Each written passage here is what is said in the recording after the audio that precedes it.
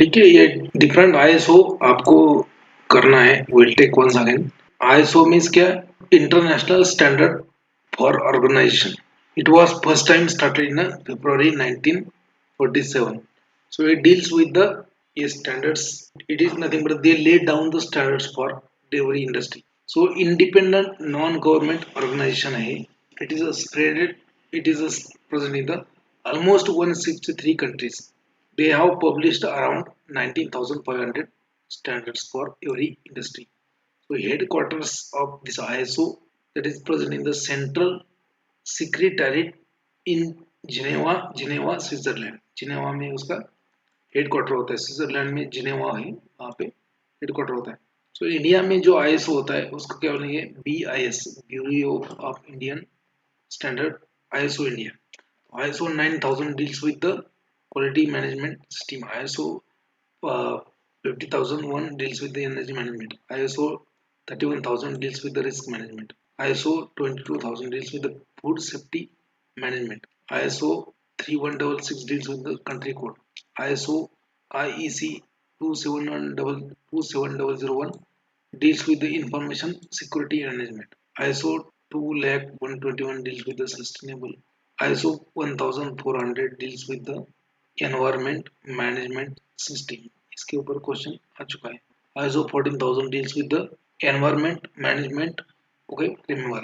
Now ISO 9000 family. 9000 ISO जो है उसमें क्या क्या है? क्वालिटी मैनेजमेंट सिस्टम में क्या क्या है? ठीक है, ISO 9000 क्या है? Quality management system. तो इसके ISO 9000 के अंडर भी सब टाइप्स है। सो ISO 9001 2008 is set of requirement for quality management system, QMS. ISO 9000 2005 basic concept and languages are there. ISO 9004 2009 focus on how quality management system can be most efficient and effective. ISO 19011 2011 setup of internal setup of standard for internal and external audits. तो audits के audits जो होता है company में उसके लिए standards क्या है? Internal standard and external standard वो दिया है आपका ISO 19011 2011। Philosophies of total quality management, QMS। Philosophies of total quality management, TQM। TQM को क्या बोलते हैं? Total quality management. आपका प्रोडक्ट का क्वालिटी आपको रखना है तो उसके लिए आपने क्या क्या मेजर्स लेने चाहिए? What measures you have to take to maintain the quality of your product? So for that a system is there, total quality management system, TQM, total quality management. So under that different philosophers has given different philosophies कि हर एक ने अलग अलग बोला कि आपको quality maintain करने के लिए आपको पहले से ही सब कुछ मेंटेन रखना है। तो वो उसको बोलते हैं philosophies, total quality management philosophies. So they are given by different philosophers. A management system and philosophy for constant organizational improvement in order to excellence and interior customer service and loyalty. ये TQM total quality management क्यों होता है? For the constant organisational improvement, कि आपका organisation जो है उसको constantly improve करना है। आपका क्वालिटी जो है कॉन्स्टेंटली इम्प्रूव होना चाहिए। कस्टमर सेटिस्फेक्शन एंड लॉयलिटी, इसके लिए ठीक है। इसके बारे में हर एक एक्सपर्ट में अलग अलग बोला है। So here I have summarized expert and philosophy और their view point. So first one is Walter A Shewhart. Walter A. Showhart. So he told that understanding the variability concept of statistical chart, understanding variability concepts of statistical and control chart, मतलब क्या? जैसे मान लीजिए कि आपका ये product है, पिछले 3 महीने तक बहुत ही जल्दी ज्यादा बिक रहा था और अभी ये मंथ में आपका ग्राफ डाउन आ गया, तो उसको इवेल्युएट करना चाहिए अपने कि रीजन क्या है, कहाँ पे दिक्कत आया, मैनेजमेंट क्या गलत हो गया, क्वालिटी खराब हो गया या फिर क्या प्रॉब्लम है। So you have to understand that. So that philosophy is given by Walter A. Showhart. So understanding the variability concept and statistical control charts. W. Edward Deming. W. Edward Deming इन्होंने क्या बोला है? Management's responsibility for quality. It is the responsibility of management's 14 point quality improvement. उन्होंने कुछ 14 points बोले उनकी philosophy में उन पॉइंट के ऊपर आपको फोकस करना है to improve the quality. Next one is Joseph M Juran. Joseph Juran, तो इसका एक बुक भी आता है क्वालिटी एश्योरेंस का। और अगर एम फॉर्म में क्वालिटी एश्योरेंस करोगे तो इसका बुक पढ़ना ही पड़ेगा। Joseph M Juran, it tells concept of quality cost, concept of quality cost, okay, concept of quality cost, quality trilogy, मतलब quality planning, quality control, quality improvement, इसको बोलते हैं क्वालिटी ट्रायोलॉजी। इसके ऊपर क्वेश्चन आ चुका है। One of the following has given the philosophy of quality trilogy. So Joseph M Juran. Armand E Feigenbaum, Armand E Feigenbaum, total quality control. इसने बोला कि टोटल क्वालिटी कंट्रोल आपको रखना पड़ेगा, तभी आपका क्वालिटी मैनेजमेंट सिस्टम इफेक्टिव हो सकता है। Philip B Crosby, concept of zero defect and write the do not write the first time। concept of zero defect, इसका फिलोसॉफी है concept of zero defect। Juran का concept है quality cost quality trilogy, that is quality planning, quality control, quality improvement. हर एक का अपना अपना philosophy. यानी ये एक चाइना का है, Kaoru Ishikawa. Kaoru Ishikawa, concept of internal customer and quality circle, इसका ये कंसेप्ट है। जेनिची तागुची, ये नया वाला है Chinese, Genichi Taguchi. Conceptual product design, quality developed, Taguchi loss function, इसने ये कुछ फिलोसॉफी दिया है। सो इसमें एक बार ही क्वेश्चन आ चुका है आपका, वो भी जोसेफ एम जुरान के रिगार्डिंग क्वेश्चन आया था, उसका क्या है फिलोसॉफी। उसका क्या फिलोसॉफी है, concept of quality cost, quality trilogy, quality planning, quality control, quality improvement. Next one is nothing but the different type of stability testing or different type of stability studies in the pharmaceutical। कितने type के stability studies होते हैं, क्या आपको सिर्फ stability studies मालूम है? So there are three type stability studies you have to do for your formulation. First one is a long term stability studies। So long term stability studies, it is the duration of study is nothing but the 5 years। तो इसमें stability chambers होते हैं industry में, बहुत बड़ा, जैसा आपका fridge होता है, जैसा रेफ्रिजरेटर होता है, उसमें आप कुछ जो भी आपका लॉन्ग टर्म के लिए रखना है, मिठाई लाया तो आज ही खत्म नहीं करना है, तो 10-12 दिन तक थोड़ा थोड़ा थोड़ा थोड़ा खाते रहिए, है ना। तो वैसे फ्रिज में आता है, so fridge you can consider as a fridge as a stability chamber. तो आपके घर में जो फ्रिज होता है वो छोटा होता है, अभी इंडस्ट्री में एक पूरा जितना हॉल है आपका उतना बड़ा स्टेबिलिटी चेम्बर होता है। So in that chamber different cells are there, वहाँ पे जैसे आपका कपाट होता है, कपाट के जैसे उसमें different cell, so in that you can control the temperature, humidity condition etcetera. Over there you have to put the your product, जो भी आपका है। जैसे मान लीजिए आपको एक बॉक्स रख दिया, उस कौन सा बॉक्स, पैरास्टामोल टेबलेट बनाया आपने, वहाँ पे रख दिया लॉन्ग टर्म स्टेबिलिटी के लिए। So in the long term stability आपका कंपाउंड स्टेबल रहेगा नहीं, कितने टाइम तक रहेगा, 5 साल तक रहेगा या नहीं, उसका स्टेबिलिटी टेस्टिंग होता है। So long term stability study, the duration of study is 5 years। Temperature you have to maintain 25 degree Celsius ±2 and humidity 60 ±5% temperature and humidity condition। Intermediate term stability testing, तो intermediate term stability testing होता है 6 महीने के लिए, 6 month। So intermediate term stability testing for 6 month, so that is done under 30 ±2 degree Celsius, 60 ±5, 65 ±5 relative humidity। Then एक होता है accelerated stability studies, तो ये भी से 6 महीने के लिए करते हैं, 6 मंथ। बट यहाँ पे क्या होता है कि कंपाउंड को डिग्रेड होने के लिए टेम्परेचर ज़्यादा रखे, 40 degree Celsius ±2 and humidity is also more, 75 ±5 relative humidity. तो एक्सेलरेटेड स्टेबिलिटी, स्टेबिलिटी मतलब क्या, क्या आपका प्रोडक्ट है पैरास्टामोल का टैबलेट, तो वो 6 महीने आप उसको वैसे ही सेल में रखिए, तो उसके अंदर का कितना ड्रग डिग्रेड होता है कितना नहीं होता है, या फिर ये चेक करने के लिए अपन स्टेबिलिटी स्टडीज करते हैं कि आपका 2 साल तक टैबलेट पड़ा है वैसे ही, तो वो टैबलेट में वो ड्रग है या नहीं है अभी, उसके लिए स्टेबिलिटी टेस्टिंग। सो 2 साल तक तो वैसे भी एक्सपायरी डेट होता है, 2 years तक, तो you have to check whether your drug remains in their original form up to the 2 years or not, right? So for like that you have to do stability study, long term stability testing, it is done for 5 years Temperature is 25 plus minus 2 degrees. Relative humidity is 60% 60 plus minus 5%. Intermediate intermediate term stability testing is done for 6 months. Temperature is 30 plus minus 2 degrees Celsius.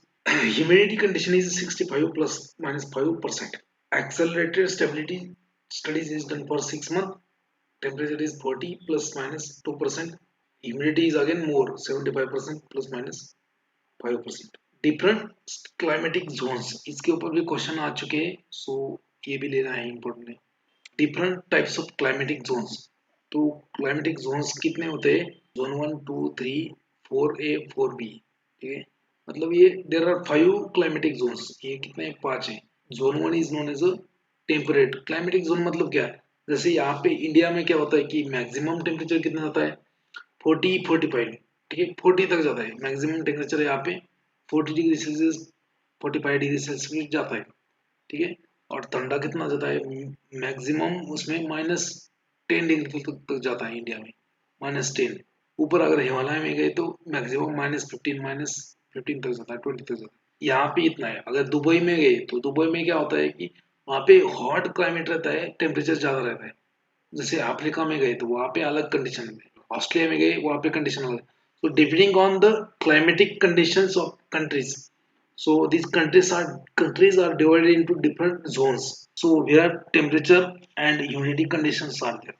So temperature and humidity condition. So according to the temperature and humidity condition, कि humidity कितना है temperature कितना है उसमें average, उसके accordingly countries को divide किया है। So in a different zone, so zone first is nothing but the it is known as a temperate zone. Zone first is known as a temperate zone.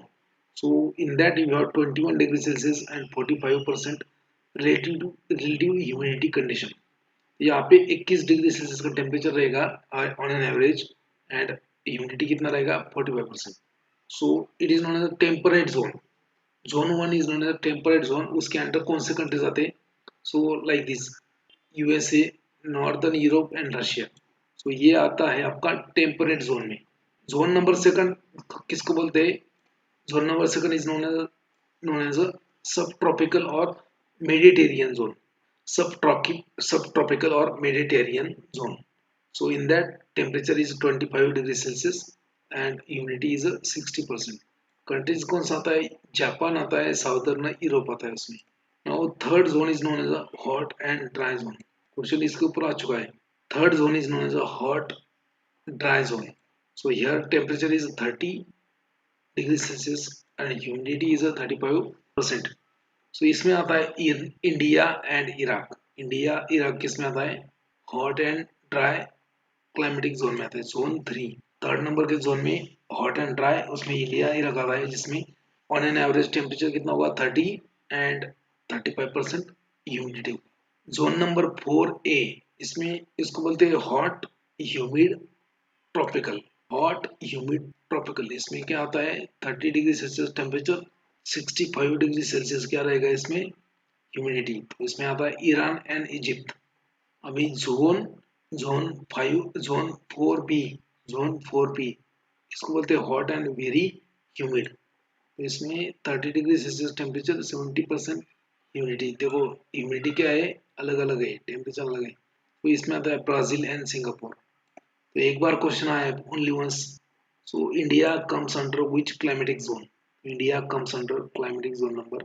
इसके ऊपर question I think दिया है exam में, या फिर NIPER में भी आता है क्वेश्चन। इसमें ये स्टेबिलिटी के ऊपर है। ICH guidelines on stability testing.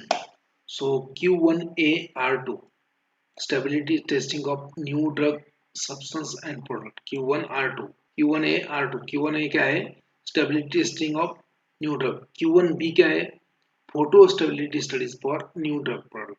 Q1C क्या है? Stability testing of new drug.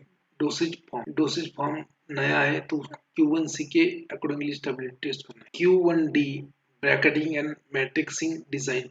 ये क्वेश्चन आया था G-PAT 21 में। Q1D में आता है एज पर ICH। Q1D जो है bracketing and matrixing design for stability. Q1E का जो है Q1E evaluation of stability data. Q1F जो है स्टेबिलिटी फॉर जोन 3 एंड 4। तो ये इंपॉर्टेंट क्वेश्चन इसके ऊपर भी आ चुके हैं। According to US FDA guidelines और एयर क्लासिफिकेशन, तो according to US FDA what is mean by class 100 area, class 1000 area, class 10,000 area, class 1 lakh area.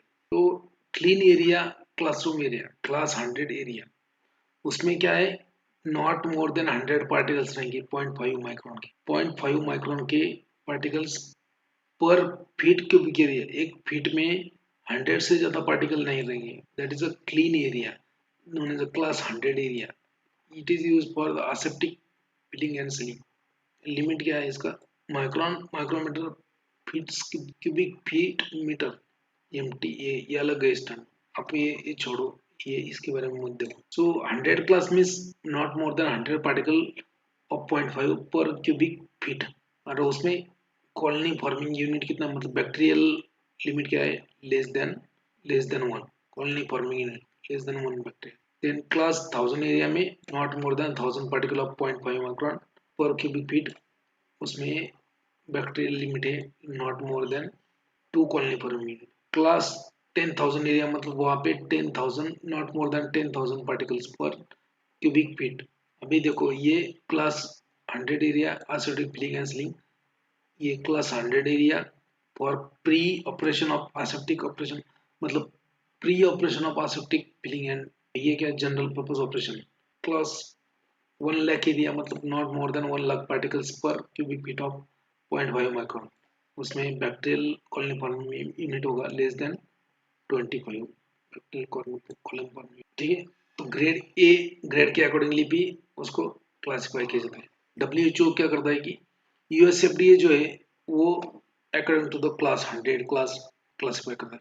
Clean room area classified into different way by different agency. से WHO classify करता है कि grade A, grade B, grade C, grade D. W okay, USFDA classify करता है कि class 100 area, class 1000 area, class 10,000, class 1 lakh. ठीक है, तो अभी देखो, so what is meant by grade A area as per the WHO? Okay. So grade A area is a laminar airflow work pressure. Maximum number of particles per meter that is 3,500 particles. B में आता है 3,500, C में आता है 3,50,000 particle, D में आता है 35 lakh particles.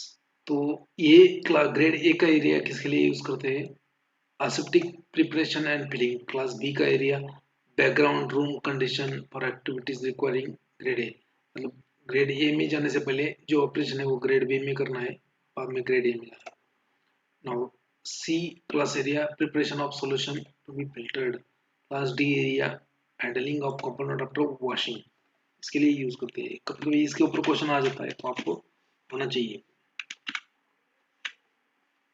ठीक है, USFDA classification of product recall. आपकी कंपनी है, आपके कंपनी ने क्या किया, फाइनली प्रोडक्ट बना दिया एक जबरदस्त प्रॉफिट के बारे में।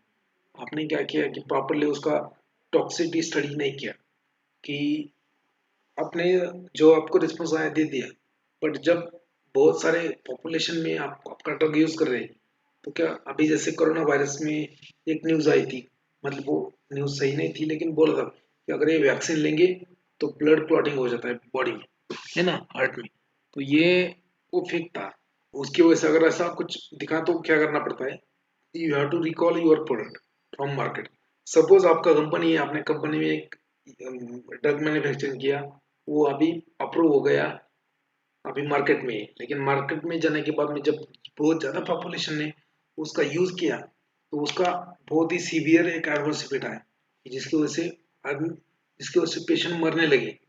तो आपको क्या करना है कि इमीडिएटली वो रिकॉल करना है, मतलब जो भी मार्केट में आपने भेज दिए थे प्रोडक्ट, आपका कितना भी quantity, you have to recall that from patient also. Patient से लेके, मेडिकल से लेके, डिस्ट्रीब्यूटर से लेके, सीएनएफ एजेंसी से लेके आपको रिकॉल करना है सब कुछ। So recall of your product, there are different condition when you have to recall. Okay, so there are different recalls. Class 1 recall is there. Class 1 recall किसको बोलेंगे, situation that involves the threat to the life. अगर आपका product की वजह से कोई मर रहा है तो you have to recall that product 100%। So FDA orders the a consumer recall, 100% effectiveness checked, and requires public announcement to be made about hazards of the product. आपका प्रोडक्ट अगर डेंजर है, अगर मर रहा है उसको उसकी वजह से, तो उसको रिकॉल करना पड़ता है जितने भी डिस्ट्रीब्यूशन। ठीक है, आपका जैसे नॉर्मल फ्लो होता है कि आपका प्रोडक्ट बन गया, एक बैच बन गया, आपका एक बैच होता है 10,000 10 lakhs की। जैसे आपका एक बैच में 10 lakhs टैबलेट बन गया, वो जाता है सीएनएफ एजेंट के through super distributors, wholesalers, retailers, और उसके बाद में कंज्यूमर लेगा उसको। ठीक है, आपके एक दो बैच निकल गए बैचेस के टैबलेट, और बाद में पता चला कि ये टैबलेट जो है वो बहुत डेंजरस है, उसमें एक बहुत इम्प्योरिटी पेकर आ गया है, वो उसको टैबलेट खाने की वजह से आदमी मर रहा है, तो वो आपको फिर से रिकॉल करना पड़ता है, वापस बुलाना पड़ता है। सो क्लास 1 रिकॉल किसको बोलते हैं? When there is a severe threat, situation that involves the threat to life. So FDA order the consumer recall 100% effectiveness check. ठीक है, हर बार मतलब कितने बैच का, कितने टैबलेट की बैच थी, कहाँ कहाँ पे कितना माल गया। ठीक है, वो डिस्ट्रीब्यूटर से रिटेलर ने कितना स्टेप लिया, कितना स्टेप में से ये कस्टमर को कितना गोली दिया, वो कस्टमर ने कितना यूज किया नहीं किया, जो नहीं किया वो सब रिकॉल, अगर यूज नहीं किया तो सब रिकॉल, सब कुछ वापस बुलाना पड़ता है। That is a 100% effective checks requires. Okay, it requires a public announcement, एक प्रेस न्यूज लीक करना पड़ता है कि नहीं नहीं ये प्रोडक्ट किसने लिया है तो वो खाओ मत, वापस भेजो। That is known as a class first product recall. Class second product recall situation there that is potentially hazardous but not life threatening, कि आपका प्रोडक्ट जो है वो खराब है, hazardous है, उसकी वजह से कॉम्प्लिकेशन होने वाले पेशेंट में, बट लाइफ थ्रेटनिंग नहीं है, मतलब लाइफ में उसकी वजह से जान नहीं जाने वाली। होता है ना कि जैसे क्लॉट होगा, क्लॉट हो गया या फिर कोई किडनी खराब होगी, ये so class second recall situation in that potentially hazardous product is there but not life threatening, so FDA orders the recall to retail outlets, 100% effectiveness check is not mandatory। Okay, मतलब अगर आपके product का कोई adverse effect है severe, तो उसको recall करना पड़ता है, एफडीए रिकॉल करने के लिए बोल देता है, ऑर्डर देता है 100%। तो आपको जो आउटलेट्स है, रिटेल आउटलेट जो रिटेलर तक है वहां तक वो मैसेज जाता है, उनको एक सर्कुलर जाता है कि ये प्रोडक्ट वापस भेजना है, बेचना नहीं है। 100% effectiveness check is not mandatory depending upon the reason for recall, press release में और मे नॉट बी रिक्वायर्ड, मतलब उसका थ्रेट कितना है उसके अकॉर्डिंगली डिसाइड करना है कि उसको न्यूज देना है या नहीं। अगर थ्रेट बहुत ही ज्यादा सीवियर है तो उसका डायरेक्टली न्यूज देंगे प्रेस रिपोर्ट से कि इसको यूज मत करो, वापस भेजो। क्लास 3 रिकॉल होता है आपका situation that do not pose a serious hazard, recall is restricted to wholesale outlet only. जैसे मान लीजिए कि आपका प्रोडक्ट है, उसका एक आपने चेक ही नहीं किया, लेकिन मार्केट में जाके पता चला कि उसका एक एडवर्स इफेक्ट है क्या, कि वो टैबलेट खाने की वजह से घुटनों में दर्द हो रहा है, या फिर वो टैबलेट लेने की वजह से थोड़ा सा मसल स्टिफ हो रहा है, या फिर वो टैबलेट लेने की वजह से आपका वोमिटिंग हो रहा है। ठीक है, तो वो तो सीवियर तो नहीं है, लाइफ थ्रेटनिंग भी नहीं है, तो उसको जो रिकॉल बोलते हैं उसको बोलते हैं class 3 recall. So in that, so not possesses or not pose any serious hazard, recall is restricted to wholesaler। मतलब अगर कोई ड्रग है जो लेने के बाद मर रहे हैं आदमी, तो वो रिकॉल इतना जबरदस्त होता है कि वो सब न्यूज में देना पड़ता है, उसको बोलेंगे क्लास 1 रिकॉल। ठीक है, जो रिकॉल होता है प्रोडक्ट रिकॉल क्लास सेकंड, उसमें क्या है कि आप उसमें कोई मरने का चांसेस नहीं है, लेकिन वो जो एडवर्स इफेक्ट है वो बहुत हजार्ड से, तो उसमें क्या है रिटेलर तक ही न्यूज जाता है, रिटेलर को ही वो वहां पे रिकॉल करना होता है, कस्टमर की तरफ नहीं जाते वो।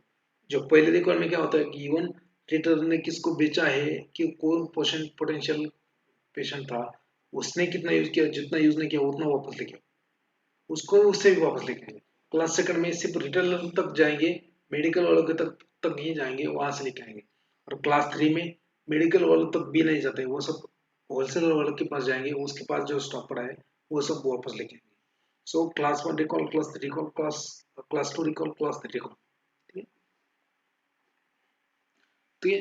तो जैसे मान लीजिए product recall guidelines world wide, तो यूएसएफडी अपना प्रोडक्ट है तो US country USFDA product recall करेगा, किसके under, under the 21 CFR part 7, ये इसका एक बुक रहता है 21 CFR, okay 21 CFR good manufacturing practices में रहता है, सब कुछ रहता है।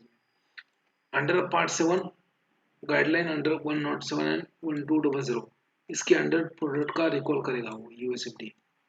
अगर मान लीजिए कि आपका एक कंट्री है यूएसएफडी है, यहाँ पे कोई वो खड़ का प्रोडक्ट है और वो यूएस में जाता है, यूएसएफडी वहाँ पे जाने के बाद अगर कोई प्रोडक्ट ने कुछ एडवर्स इफेक्ट या फिर लाइफ थ्रेटनिंग कंडीशन दिखाए तो यूएसएफडी रिकॉल करता है उसको, पूरा यूएस में न्यूज़ फैल देता है ये प्रोडक्ट यूज नहीं करना है, इसको जो जिसने भी लिया है उसको वापस कर दो, जहाँ से भी लिया है उसको वापस कर दो वहाँ पे। तो ये होगा class 1 recall, like that. So in Australia, TGA is responsible. TGA, Therapeutic Good Administration, gives recall of product under Section 65 of the Trade Practices Act 1974. Like was that. तो जैसे यूके में क्या होना चाहिए, यूके में आपका MHRA medicine and health care product regulatory agency वो recall करेगा प्रोडक्ट का under the section 22457 of European communities act. In South Africa में मेडिकल कंट्रोल काउंसिल रिकॉल करेगा under section 90 of medicine and related substances act. India में CDSCO recall करेगा under paragraph of 2728 of schedule M and condition of licence for defective product recall in rule 74। ऐसा तो recall कौन करेगा, कैसे करेगा, किसके एक्ट के तहत करेगा, वो सब होता है। Now major recalls in the country, जैसे ठीक है, तो बहुत सारे रिकॉल्स हो चुके हैं कि कोई किसी ने प्रोडक्ट नया लॉन्च किया उसके बाद में कॉम्प्लिकेशन हो गया तो उसको वापस भी बुलाना पड़ा है, उसको नुकसान झेलना पड़ा है।